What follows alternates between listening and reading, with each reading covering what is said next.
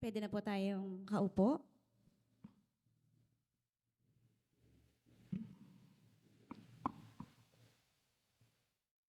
Kumusta na po ang ating love life? Hindi ko tinatanong ang partner ninyo as a husband. Hindi ko tinatanong yung wife ninyo. Hindi ko tinatanong ang inyong boyfriend. Hindi ko tinatanong ang iyong girlfriend.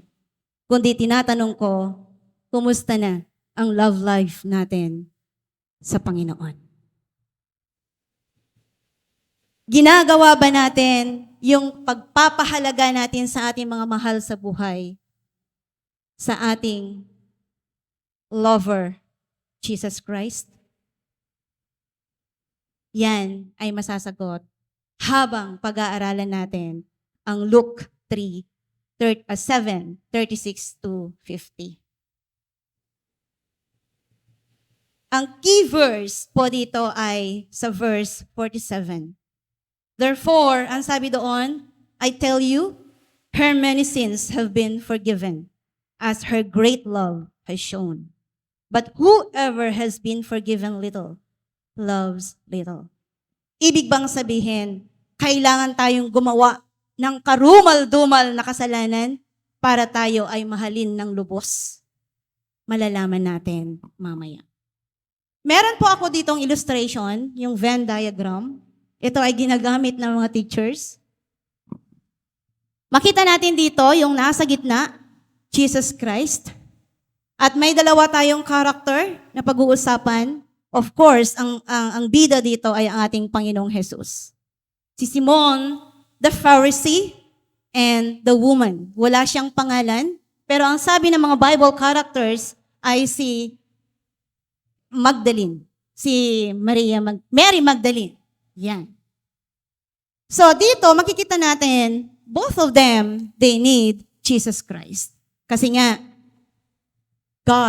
for God so loved the world.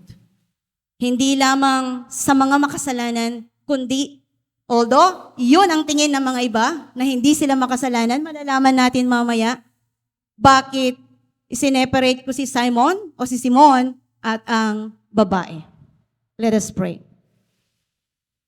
Panginoon, ang iyong salita ay buhay. Ang iyong salita ay totoo. Kami ay lumalapit sa inyo na may pagpapakumbaba sa inyong harapan. Tulungan po ninyo kami na hindi lamang po madagdagan ang aming kaalaman, kundi maranasan ka sa aming buhay. Sa pamamagitan ng inyong salita. Mangusap po kayo sa amin. Kung kinakailangan na kami ay inyong i-rebuke, do it, Lord God, for your glory. Upang sa ganon, patuloy namin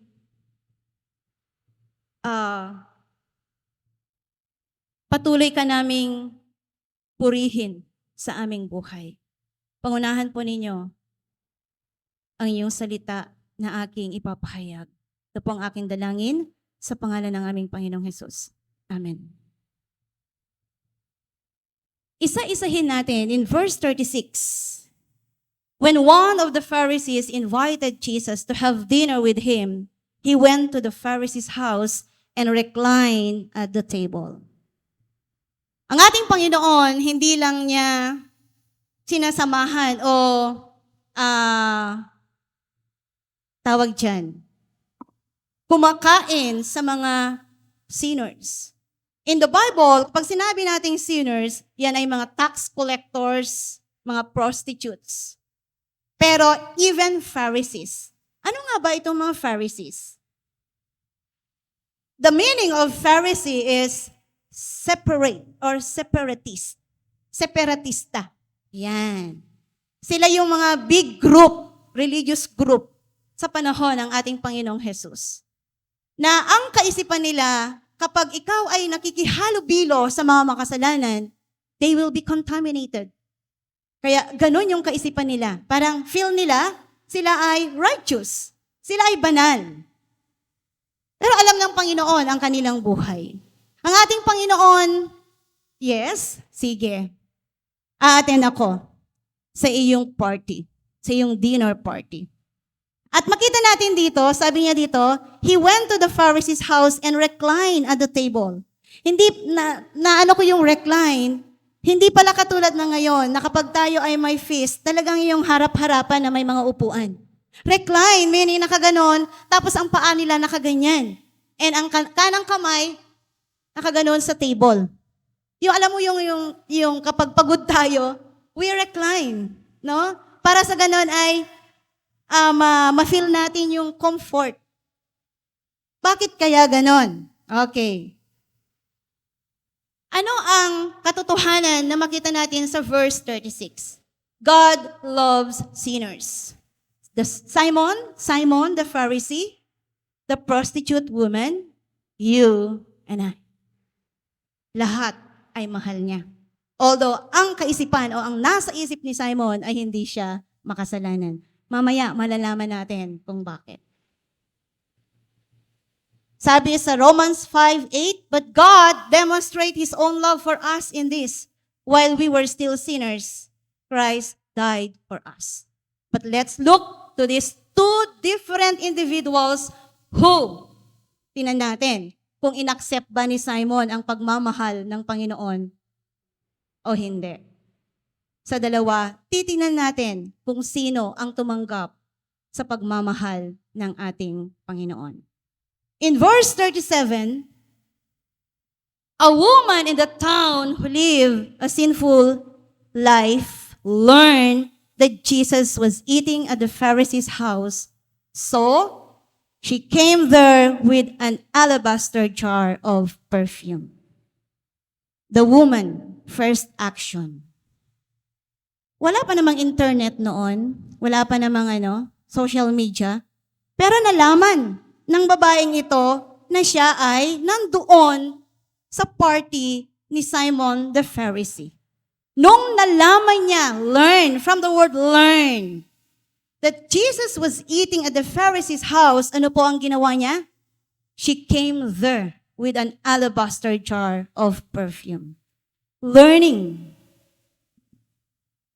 Pag sinabi nating learning, that is ongoing process. Meaning to say, narinig na niya ang tungkol sa ating Panginoon. Kasi kung babasahin natin ang chapter 7, grabe yung ministry ng ating Panginoon. Andun yung pagpapagaling niya, andun yung binuhay niya, ang patay.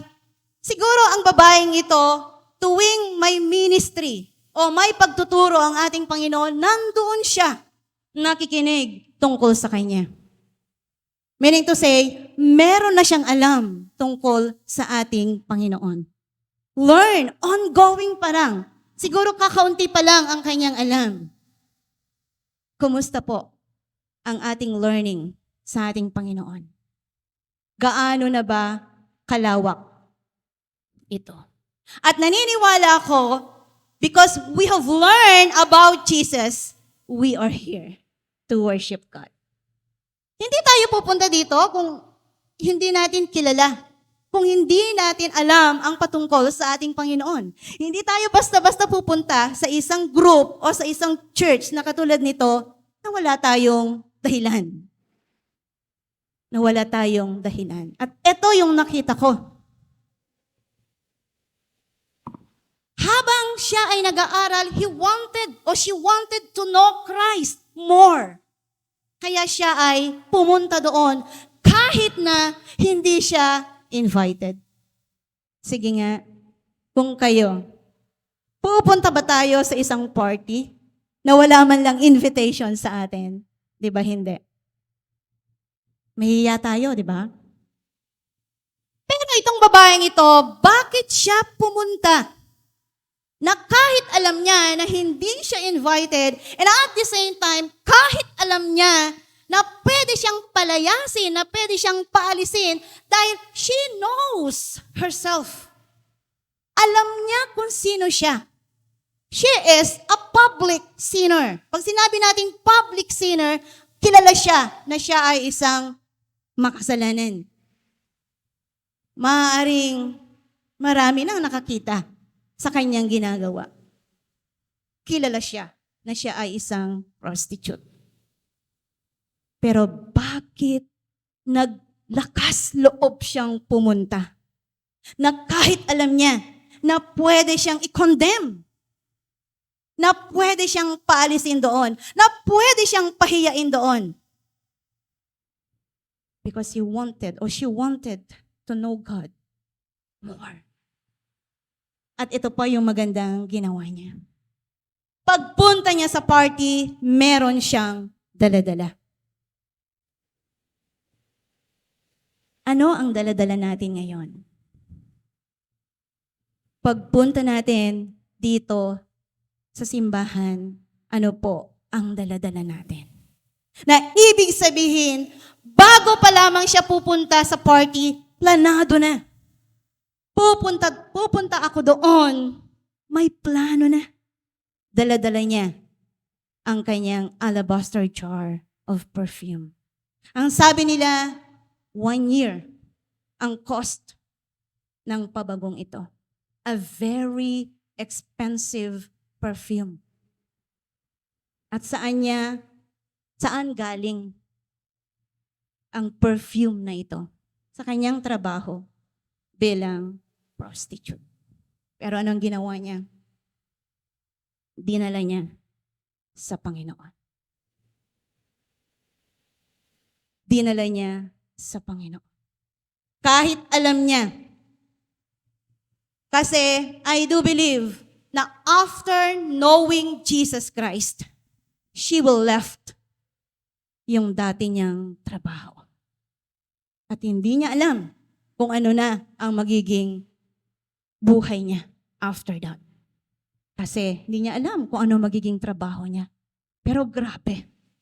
Yung inipon niya na para sana sa kanyang retirement, ibinigay niya sa Panginoon. Because she knows the one kung kanino niya ibinigay ang ipon niyang ito, ang alabaster jar of perfume na ito. How about us? Meron ba tayong ipon hanggang ngayon ay hindi natin ibinibigay sa Panginoon? Pero hindi ko ibig sabihin na lahat ng ipon natin ay ibibigay natin. Kanina, meron akong nabasa kanina, a very sad story. Kasi 71 years old namatay ang isang babae. Mag-isa lang siyang namatay. Wala siyang kasama. At nung tinignan nila o in-investigate nila ang dahilan ng kanyang kamatayan, alam niyo kung ano? Malnutrition. 50 pounds. At the age of 71, 50 pounds lang siya namatay because of malnutrition. At alam niyo, ang shocking, habang ini-investigate nila, nakita nila na meron pala siyang pera. Ang laki ng kanyang pera. Sometimes, sa sobrang katitipid natin, sa sobrang pag-iipon natin, napabayaan na natin yung ating mga sarili. At hindi natin i-share sa iba. Ano po ang punto ng Panginoon dito? Whatever you have. Sa totoo lang, wala naman tayo eh. Lahat ng meron tayo, yan ay biyaya ng Diyos. Even our lives. Ang alabaster jar, pwede ang ating buhay. Lord, wala akong kayamanan. Anong meron ka? In the Bible characters, sa mga Bible characters, ang sabi ng Panginoon kay Moses, ano ang meron ka? Ano ang meron ka, David? Ano ang meron ka? Ibigay mo yan sa Diyos. Ibigay mo yan sa Diyos. As we go on, sabi ko nga kanina, planado ang kanyang pagpunta sa party. At alam ko, planado rin ang pagpunta natin dito kanina. Hindi lang tayo basta-basta pumunta dito dahil Sunday, no. Nakaplano. At dahil nakaplano, meron tayong daladalang gift para sa ating Panginoon. Kung wala man monetary, ang buhay natin. Ang buhay natin is the greatest gift that we can give, that we can offer to God. Bakit ganito? Bakit yung very expensive perfume ang ibinigay niya? Because, mamaya malalaman natin kung bakit. 38, verse 38, as she stood behind him at his feet weeping, she began to wet his feet with her tears. Then she wiped them with her hair, kissed them, and poured perfume on them. Ano ang act o ano yung ipinakita ng babaeng ito? Act of repentance. Act of gratitude. Act of love. Diba sabi ko kanina, naka-recline. So ibig sabihin nandoon yung paa ng ating Panginoon. Ano ang ginawa niya? Started to weep. Alam niyo yung weep? Iba yung cry sa weep eh. Ang weeping talagang sobrang painful. No? Yung minsan na masakit sa dibdib. Kasi sorry ka sa iyong kasalanan. At hindi niya namamalayan, tumutulo talaga sobra. Imagine niyo, yun ang pinanghugas niya sa paa ng ating Panginoong Jesus. So ibig sabihin, grabe yung luha na lumabas na pumatak. Dahil nahugasan niya yung paa ng ating Panginoong Jesus.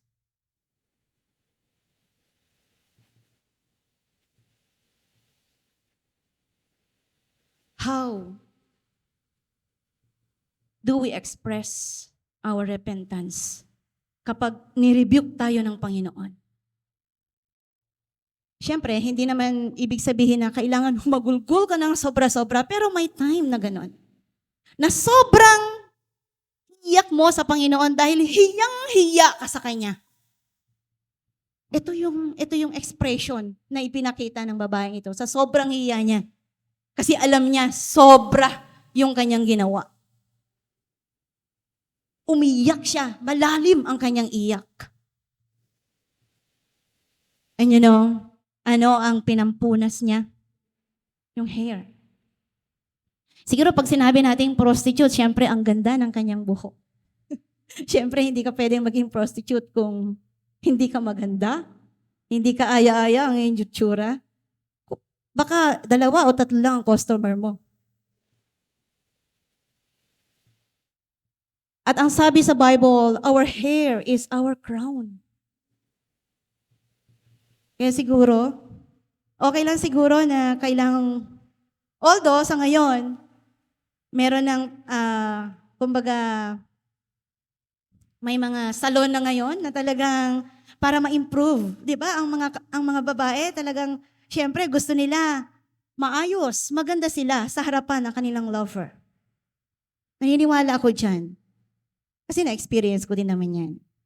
First date, siyempre, gusto mo very presentable ka sa iyong lover. At ito, babaeng ito, ano ang ginawa niya? Ginamit niya ang kanyang buhok para punasan ang maruming paa ng ating Panginoon. Hindi siya nahiya. Hindi siya nahiya. Na pwedeng sabihin ng mga tao, ano bang pinaggagawa mo dyan? Nasa ngayon, maraming mga malicious thinking. Siyempre, sa inyong palagay, halimbawa, kapag ganon, biglang may hahalik sa iyong paa. Sa ngayon, ano ang iisipin ninyo? May something. May something.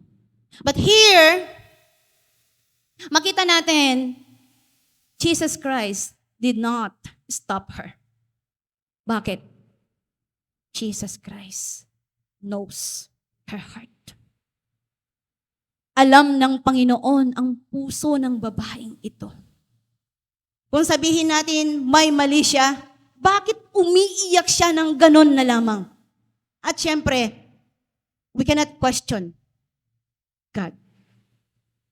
Hindi niya inopose, hindi niya in-stop ang babaeng ito. He allowed her. He allowed her. Bakit?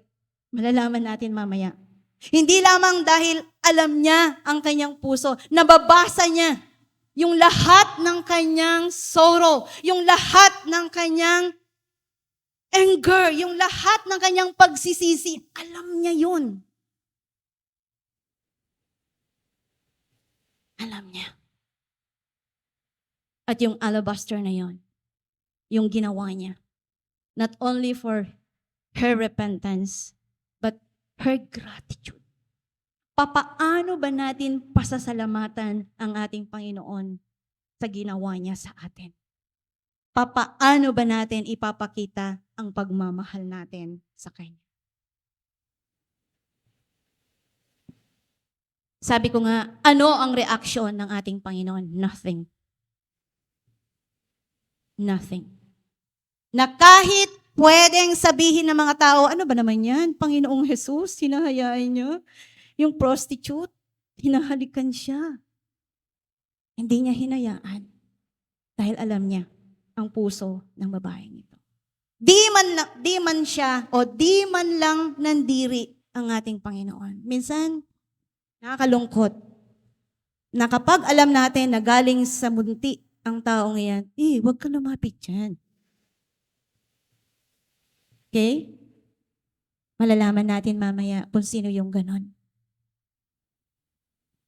Jesus accepted the expression of her love. Yeah. Tulad ng sinabi ko kanina, Jesus knows her heart. Her wounded emotions, her sorrow, her frustration. What is our love language to God? Pero, tignan natin yung host ng party, kung papaano siya nag-react. In verse 39, in verse 39, when the Pharisee who had invited him saw this, he said to himself, hindi niya sinabi sa iba, to himself. Siguro nag-murmur lang siya. If this man were a prophet, he would know who is touching him and what kind of woman she is, that she is a sinner. Buti pa siya, no? Pero yung time na, at ewan ko kung yung mga disciples ni Jesus Christ, nung may nagbigay ng gano'n, sabi, sayang yan. Dapat ibigay na lang natin sa mga mahihirap. Pero siya hindi. Hindi naman siya nagreklamo ng gano'n. Pero ang reklamo niya, o ang kanyang judge ay, if this man were a prophet, kung ito ay propeta, bakit niya hinayaan na siya ay hawakan ng isang makasalanan at hindi lang hinawakan? Hinahalik-halikan. Yun yung term. Hinahalik-halikan. Ano ang pinapakita ni Simon the Pharisee here? He doubted the spirituality of Jesus. His deity, that He is all-knowing God. Hindi siya aware doon. Na alam niya ang isip, ang puso ng babae. At unaware din siya na alam niya ang kanyang iniisip. Unaware si Simon na alam ng Diyos ang kanyang iniisip. Alam ng Diyos ang kanyang pagja-judge. Yes. Wala tayong karapatan to judge others. Kung nakita natin ang isang kapatid na dati siyang ganito, yun ang problema minsan. Hindi nawawala yung pagkakilala natin sa taong ito. Ganon ang pariseyong ito. Hindi nawawala sa isipan niya na ang babaeng ito ay makasalanan. Wala siyang pwesto o wala siyang karapatan na maranasan ang pagpapatawad ng ating Panginoon. Minsan, ganun din tayo. Dati siyang ganito. Kaya, dahil dati siyang ganito, hindi natin siya binibigyan ng pagkakataon na magbago. Nakakalungkot lang minsan. So sabi ko kanina, akala ni Simon o ni Simon na hindi alam ang iniisip ng tao. Alam niya ang lahat. Alam niya ang lahat. In verse 40, Jesus answered him, Simon, I have something to tell you. Nakakatuwa lang kasi kapag ang Panginoon ay nagsasabi ng truth, dinadaan niya sa pamamagitan ng parable. Hindi niya dinadirect talaga, Simon, hindi ka dapat ganyan mag-isip. Pero through parable, sinasabi niya yung tugon niya. Ito yung sagot niya. Tell me, teacher, he said. 2 people owed money to a certain money lender. One owed him 500 denarii and the other 50. Neither of them had the money to pay him back. So he forgave the debts of both. Now, which of them will love him more? Ano ang sagot ni Simon? I suppose the one who had the bigger debt forgiven. You have judged correctly, Jesus said. Makita natin dito, dalawa ang may utang. Bakit kaya dalawa? Siguro dahil silang dalawa yung kausap. Minsan ang Panginoon ganun very, yung alam mo yon, yung very personal. Yung pagkikipag-deal niya sa tao. Minsan group, pero mas marami yung personal. Si Nicodemus, maalala natin, siya ay isang Fariseo din, pero he came to surrender his life to Jesus Christ. Siyempre, nung una, kasi marami na siyang naririnig patungkol sa kanya. At itong si Nicodemus, alam natin na pumunta siya gabi na. Kasi ayaw niya na baka mapahiya din siya. Bakit gabi? So dito, 2 people. Sino kaya yung tinutukoy niyang 2 people? Silang dalawa. At ang sabi niya, pareho silang may utang. Pero dahil hindi sila makabayad ng kanilang utang, binayaran niya, inabsuelto na. Sige, wala na kayong utang. Although yung isa, mas malaki. Yung isa, konti. Pero pareho silang may utang. At pareho silang binayaran ng Diyos. Then he turned toward the woman and said to Simon, do you see this woman? I came into your house. You did not give me any water for my feet, but she wet my feet with her tears and wiped them with her hair. You did not give me a kiss, but this woman, from the time I entered, has not stopped kissing my feet. You did not put oil on my head, but she has poured perfume on my feet. Ibig sabihin, nag-e-expect pala ang Diyos sa atin.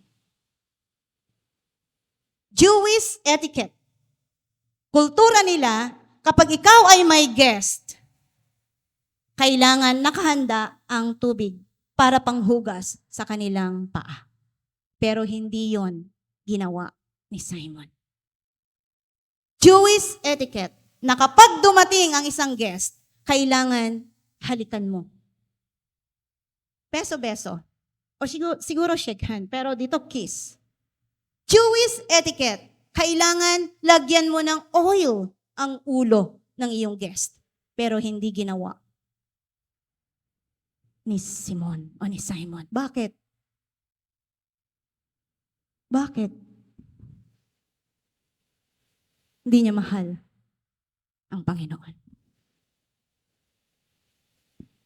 Kung mahal niya itong invited guest na ito, dapat ginawa niya yung Jewish etiquette na ito. Sige, kung walang Jewish etiquette, paano mo dapat i-welcome ang mahalagang bisita mo?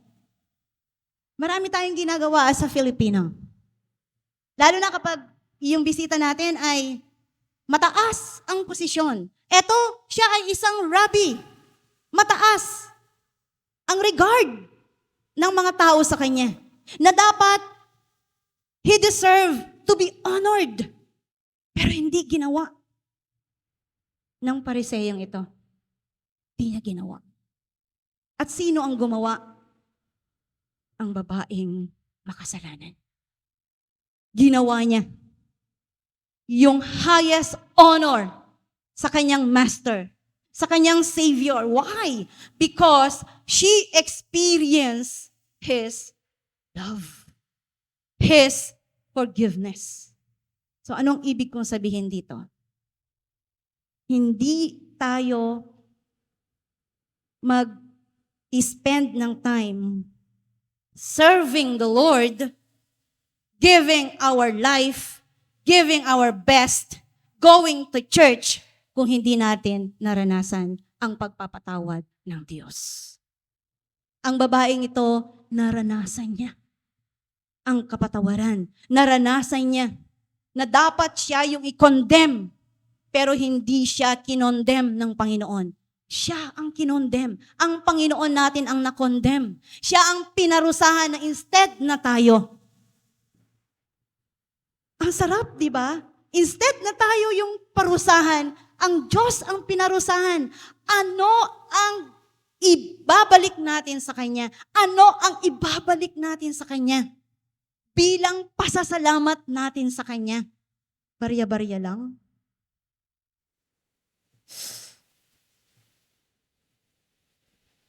Diba? He gave all. Wala man lang honor. Wala man lang welcome.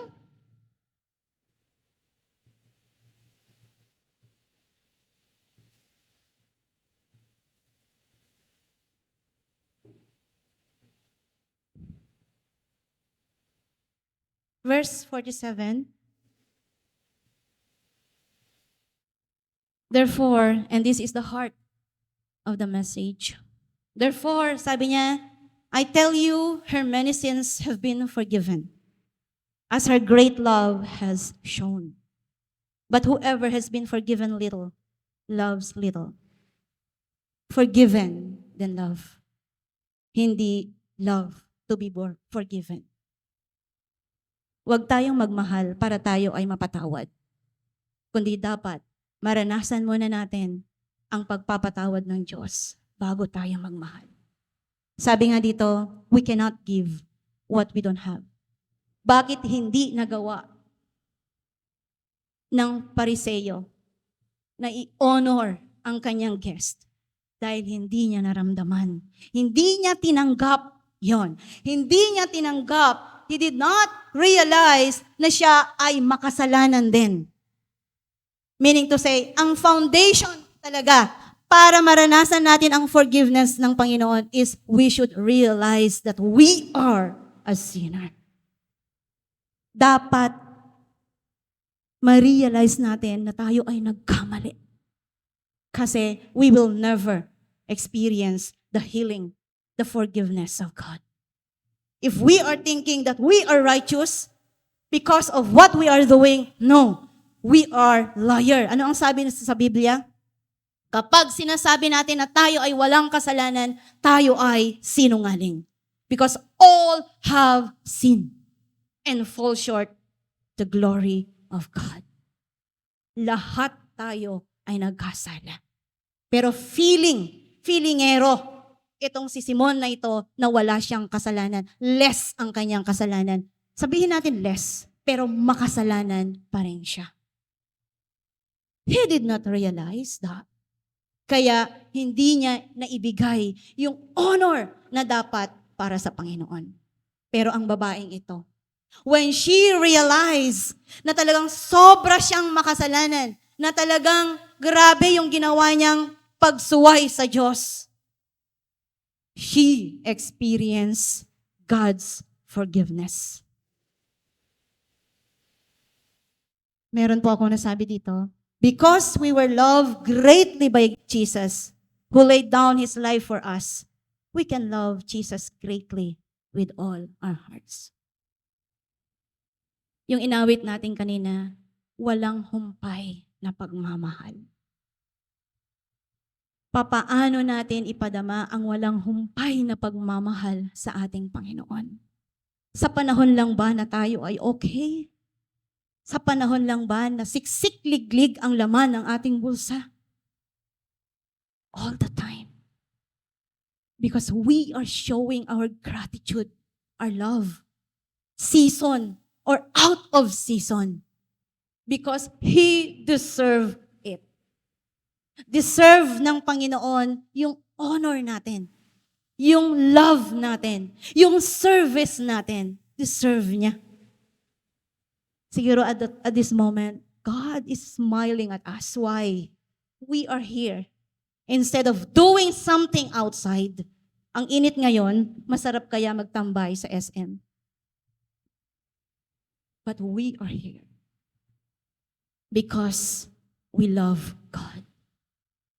We are serving Him because we love God. We dance before Him because we love God. Because we experience His forgiveness.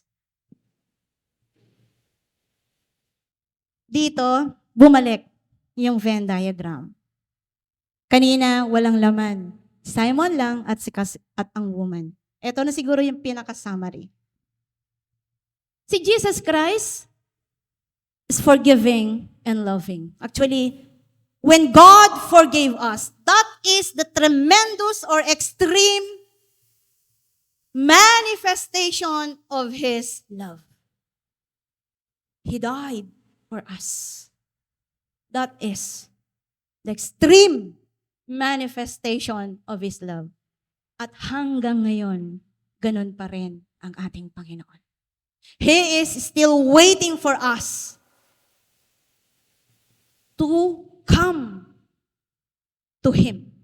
Katulad ng babae. Na kahit alam niya na maraming obstacles, na kahit alam niya na hindi siya invited, she went to where Jesus is. Wholeheartedly. Boldly. Di na niya inisip yung sasabihin ng iba. Simon, ano sabi dito? Hidden sinner. Kala niya hindi siya makasalanan, pero hidden. Ang daming mga hidden sinners sa atin. Sana hindi tayo pasama doon.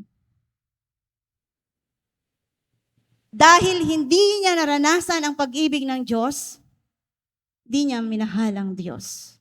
Hindi niya binigyan ng parangal ang Diyos nung dumating siya sa kanyang tahanan. Masarap sana nun, no? Sige nga, kung tayo yung host, di ba ang sarap ng pakiramdam na ang Panginoon, ang guest natin. Dapat yung the best ang ibigay natin sa Kanya. Ang mga Pilipino, kapag may bisita, anong ginagawa? Lahat ng magaganda ay nilalabas. Magandang plato, magandang kutsara, magandang kumot, magandang unan, mabango. Kapag may bisita, ganun ang mga Pilipino, tama? Pero kapag walang bisita, okay, itong gagamitin natin yung luma. Dapat hindi na ganun. Dapat i-enjoy na natin. Kailan natin i-enjoy yung magandang plato? Pag wala na tayo. Pag kailan natin i-enjoy yung magandang kumot? Kailan natin i-enjoy yung aircon natin? Hindi yung kailan may bisita. Buksan ang aircon kasi may bisita. Enjoy. Kasi yun ang gusto ng Panginoon. We should enjoy God's blessing. Because we were forgiven. At kapag tayo ay pinatawad na ng Diyos, all the blessings, ibibigay niya. Binigay na nga niya ang kanyang anak para lang sa atin. How much more yung mga pangangailangan natin? So hindi ibinigay ni Simon yung dapat sa Diyos. Bakit? Hindi niya naranasan ang pagpapatawad ng Diyos sa kanya. Hindi niya na-realize na siya rin ay isang makasalanan. Na yung isa na nakautang ng 50 ay siya yon. Hindi niya na-realize. The woman, public sinner, Kilala sa buong mundo, kilala sa buong village, na ang babaeng ito ay makasalanan. Pero dahil she humbled himself before the Lord, he realized na wala siyang magagawa, na kailangan niya ang Diyos. She experienced God's forgiveness. And because she experienced God's forgiveness, ibinigay niya ang lahat sa Diyos para siya ay sambahin. Para siya ay mahalin.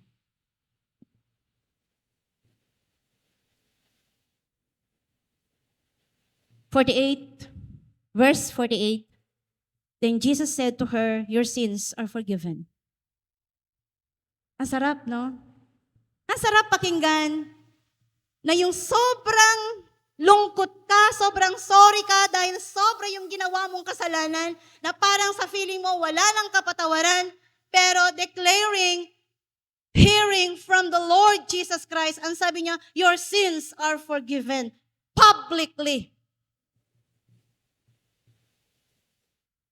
Because the woman went to him publicly. And Jesus declared him, sinabi niya, your sins are forgiven. At itong mga taong ito, na namangha, nagulat sa ginawa ng babae, ano ang sabi nila? Who is this? Who even forgives sins? Ibig sabihin, hindi pa nila kilala ang ating Diyos. Kilala lang nila as a prophet, pero hindi nila alam na siya rin ay nagpapatawad ng kasalanan. But I do believe the Holy Spirit is speaking to them. I do believe. One of them put their trust to God. Nung narinig nila na siya pala ay nagpapatawad ng kasalanan. Unless they realize. And then Jesus said to the woman, your faith has saved you. Go in peace. Kinilir ng Diyos na hindi dahil sa dinala mong alabaster, kaya kita pinatawad. Kundi because of your faith. We are saved because of our faith. We are not saved because of our works, because of our offering. Hindi kayang tumbasan ang offering natin para lamang mapatawad ang ating kasalanan. We offered after we experience God's forgiveness. Balik po tayo doon sa Venn diagram. Bakit kaya isinama ko pa rin si Simon? Kasi hanggang ngayon, marami pa rin Simon. May pagkakataon pa. Marami pang nabubuhay na Simon. May pagkakataon pa para maranasan nila ang forgiveness ng ating Panginoon. After hearing this message, na-experience na ba natin ang pagpapatawad ng Diyos? Na-experience na ba natin ang pagpapatawad ng ating Diyos? Parang hindi pa. Sige, this is the time. Kung hindi pa, this is the time to recommit once again your love to God. Kung nagiging parang lukewarm lang ang pag-ibig natin sa Diyos, hindi ganun katindi, katulad ng pagmamahal natin sa ating boyfriend and girlfriend, sa ating mga asawa, na kapag andyan na, natataranta na tayo, ay, kailangan nandito na, kasi andyan na. Gaano katindi yung pagmamahal natin sa Diyos? Kung hindi man ganon katindi katulad ng babaeng ito, na He gave it all to God, this is the time to recommit ourselves to God. Renew our vows to God. Nung unang nakilala natin ang Diyos, paiyak-iyak pa tayo, di ba? Kasi na-experience natin, kakaiba. Pero habang tumatagal, parang normal na lang. Nakapagpupunta tayo sa iglesia para i-honor siya, barya-barya na lang ang dala natin. Please. Wag po. Because our God is expecting us. God wants us to give our best to Him.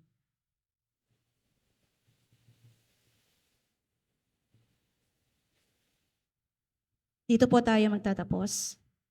We love because God first loved us. In 1 John 4:19. May God bless His word in our hearts.